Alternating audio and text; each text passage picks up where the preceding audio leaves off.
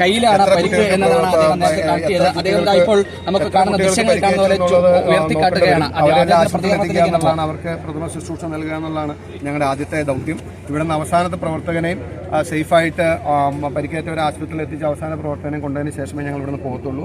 Police അതിക്രൂരമായി പ്ലാൻഡായിട്ട് അടിക്കുകയായിരുന്നു. കാരണം അല്ല, ഞാൻ പ്രധാന ഘടകം പോലീസ് ജലപീരങ്കി പ്രയോഗിക്കുമ്പോൾ ഒരു അപ്രതീക്ഷിതമായി പ്രയോഗിക്കുന്നു. അതിൽ പെൺകുട്ടികൾ വീഴുന്നത് പോലീസ് കാണുന്നു. എന്നിട്ട് ആ വീഴുന്നു കിടക്കുന്ന പെൺകുട്ടികളുടെ ദേഹത്തേക്ക് തന്നെ ആ പോലീസ് ബോധപൂർവം ജലപീരങ്കി പ്രയോഗിക്കുന്നു. അതൊരു പെൺകുട്ടി, ഒരു സ്ത്രീയാണ് എന്നുള്ള പരിഗണന പോലും ഈ പോലീസ് നൽകാതെയാണ് ഇത്തരത്തിലൊരു നരനായാട്ട് എന്ന വാക്കുപയോഗിക്കുന്ന തരത്തിലുള്ള ഒരു പ്രയോഗം നടത്തിയിരിക്കുന്നത്. എങ്ങനെയാണ് കോൺഗ്രസിന്റെ അടുത്ത സ്റ്റെപ്പ്? നമ്മൾ കണ്ടുകൊണ്ടിരുന്നതാണ്. പെൺകുട്ടികൾ നിൽക്കുന്ന വശത്തേക്ക് ഫോക്കസ് ചെയ്തിട്ട് ജലപീരങ്കി അടിക്കുകയും ആ സമയത്ത് മറ്റ് പ്രവർത്തകരെ പോലീസ് ലാത്തിചാർജ് ചെയ്യും. ഈ രണ്ട് കാര്യങ്ങൾ ചെയ്യുകയും അങ്ങനെ അത്രയും നിഷ്ഠൂരമായി ക്രൂരമായിട്ടുള്ള ഒരു നടപടിയാണ് പോലീസിന്റെ ഭാഗത്തുനിന്നുണ്ടായത്. ഞാനടക്കം അടിക്കരുത് എന്ന് പറഞ്ഞ് പരിക്കേറ്റ് വീണ് കിടന്ന് ചോരയൊലിക്കുന്ന പ്രവർത്തകനെ പോലും വീണ്ടും അടിക്കുന്ന നിലയിലേക്ക് പോലീസ് അത്ര ക്രൂരമായി അതിക്രൂരമായിട്ടുള്ള ഒരു നടപടിയാണ് ഇവിടെ ഉണ്ടായത്. ഇതിനെതിരെ അതിശക്തമായ പോരാട്ടം ഉണ്ടാകും. മറ്റ് ഇതിന്റെ എല്ലാ വശങ്ങളും പരിശോധിച്ച് മുന്നോട്ടുള്ള കാര്യങ്ങൾ തീർച്ചയായിട്ടും അവരെല്ലാം ഞങ്ങളിപ്പോൾ ആദ്യം എല്ലാവരും ഹോസ്പിറ്റലിലേക്ക് കൊണ്ടുവരികയാണ്. ഞങ്ങളുടെ നിരവധി പ്രവർത്തകർക്ക് തലയ്ക്ക് പൊട്ടൊരു ചെവിയിൽ നിന്നും ചോര വാർന്നൊലിച്ച ഒരു പ്രവർത്തകനായിട്ടാണ് ഞാനിപ്പോൾ ആംബുലൻസിൽ കയറ്റി വിട്ടത്. അതുകൂടാതെ KSU പ്രസിഡന്റ് അലോഷി അടക്കമുള്ളവർക്ക് ഒടിവുണ്ടായിട്ടുണ്ടെന്നാണ് ഇപ്പോൾ മനസ്സിലാക്കുന്നത്. എല്ലാ പ്രവർത്തകരെയും വ്യാപകമായി പോലീസ് നരനായാട്ട് നടത്തി. ആദ്യത്തെ പരിഗണന കുട്ടികളെ സേഫായി ആശുപത്രിയിൽ എത്തിച്ച് അവർക്ക് വേണ്ട ശുശ്രൂഷ നൽകാവുന്നതാണ്.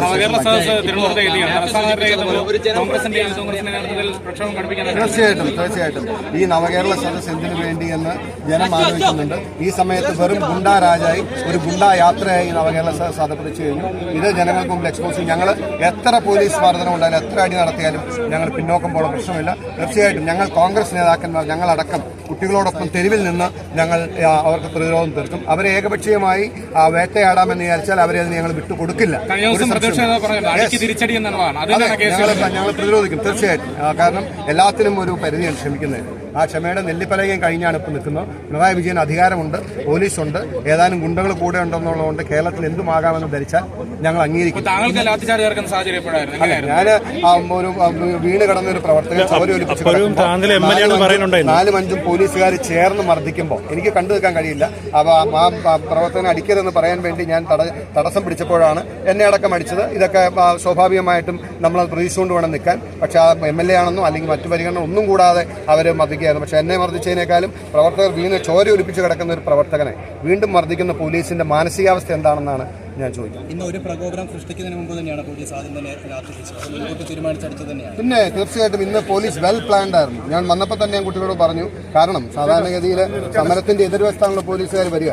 എന്നാൽ ഇന്ന് പുറകുവശത്തായിട്ട് പോലീസുകാർ നിൽക്കുകയും പന്നി നിൽക്കുകയും സമരം തുടങ്ങുന്നതിന് മുമ്പ് തന്നെ അവർ ചേർന്ന് വരികയും എന്നിട്ട് പ്ലാൻഡായിട്ട് കുട്ടികളെ വളഞ്ഞിട്ട് ആക്രമിക്കാൻ വേണ്ടിയിട്ടാണ് രണ്ട് സൈഡിൽ നിന്നും പോലീസുകാർ വന്നത്. അങ്ങേയറ്റം ക്രൂരമായ മർദ്ദനമാണ് ഇന്ന് ഇവിടെ. MLA ആണെന്ന് അറിഞ്ഞിട്ടും അടിച്ചു തന്നെയാണ് മനസ്സിലായത്. തീർച്ചയായിട്ടും MLA ആണെന്ന് അറിയാം. അവർക്ക് അറിയാൻ പാടില്ല. അതിപ്പോൾ അവരറിഞ്ഞുകൊണ്ട് തന്നെ അടിച്ചിട്ടുണ്ടാവും. കുഴപ്പമൊന്നുമില്ല.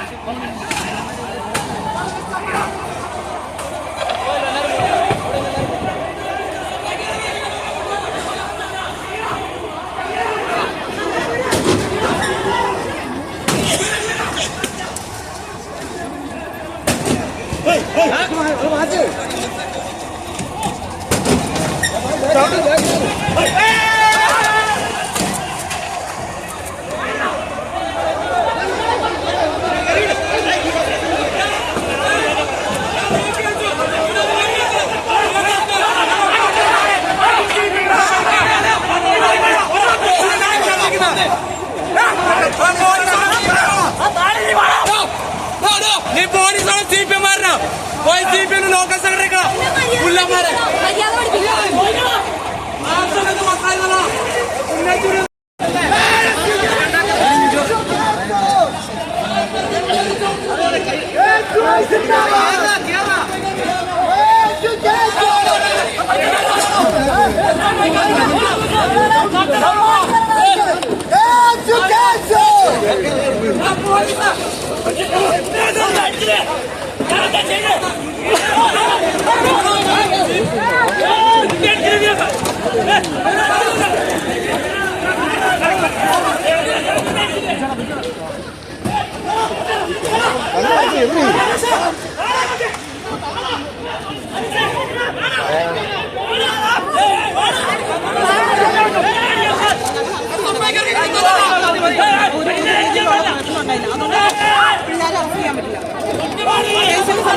പിള്ളേരെ ഇവിടെ വനിതകളെ അറസ്റ്റ് ചെയ്യാൻ പറ്റില്ല. നാളോട് സഹിക്കുന്നു.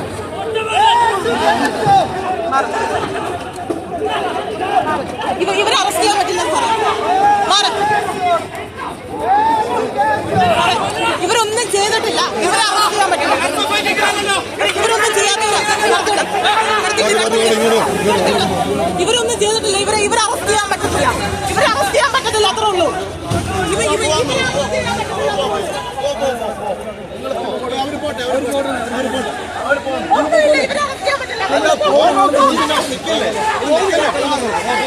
പറ്റില്ല.